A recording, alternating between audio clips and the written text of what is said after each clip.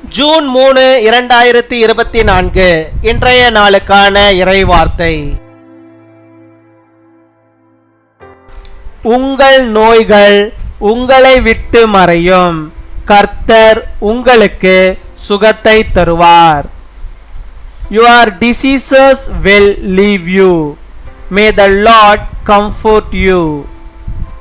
எரேமியா 30 அதிகாரம் 17 Jeremiah chapter 30 verse 17. நான் உனக்கு ஆரோக்கியம் வரப்பண்ணி உன் காயங்களை ஆற்றுவேன் என்று கர்த்தர் சொல்லுகிறார். என் அன்பு சகோதர சகோதரிகளே, தேவன் தருகின்ற ஆசீர்வாதங்களில் ஒன்று ஆரோக்கியம்.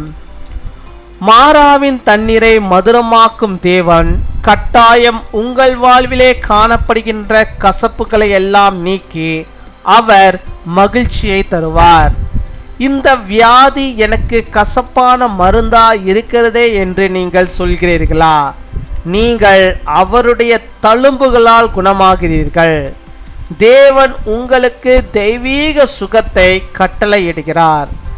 வியாதியை உங்களிலிருந்து விலக்குகிறார்.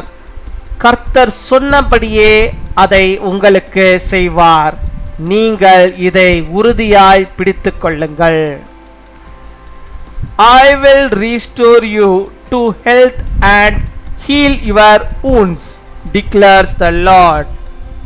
My dear brothers and sisters, one of God's blessing is healing and healing wounds.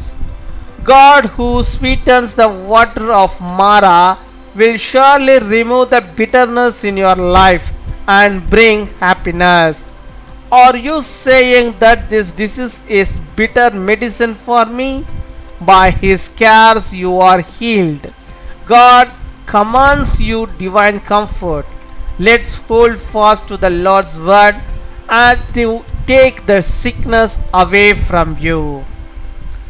அன்பின் பரலோக தகப்பனே, நன்றியோடு மை துதிக்கிறோம் அப்பா, மை ஸ்தோத்தரிக்கிறோம் அப்பா. அந்த நாளுக்காக நன்றி செலுத்துகிறோம் அப்பா. அந்த நாளில் ஆண்டவருடைய பிள்ளைகளுக்கு வேண்டிய எல்லா கிருபைகளையும் நன்மைகளையும் ஆசீர்வாதங்களையும் தந்து அவர்களுக்கு வேண்டிய ஆண்டவரை ஆரோக்கியத்தை நீ தருவதற்காக நாங்கள் நன்றி செலுத்துகிறோம்.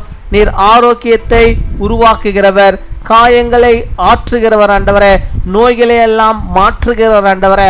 அப்படியாக நம்முடைய பிள்ளைகளுடைய வாழ்விலே காணப்படுகிற எல்லா விதமான ஆண்டவரே நோய்களையும் ஆண்டவரே அப்பா நீர் எடுத்து போட்டு வியாதிகளை முழுவதுமாய் ஆண்டவரே விலக்கி போட வேண்டுமா செபிக்கிறோம் அப்பா. அம்மை துதிக்கிறோம் அப்பா, அம்மை ஸ்தோத்தரிக்கிறோம். நம்முடைய பிள்ளைகள் ஆரோக்கியமாக வாழ நீர் கிருபை தருவீராக, நீர் கிருபை தருவீராக ராஜா.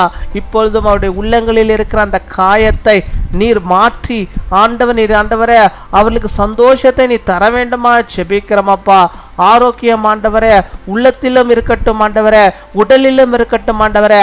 அதை நீர் அவளுக்கு தருவீராக, அதை நீர் அவளுக்கு தருவீராக ராஜா.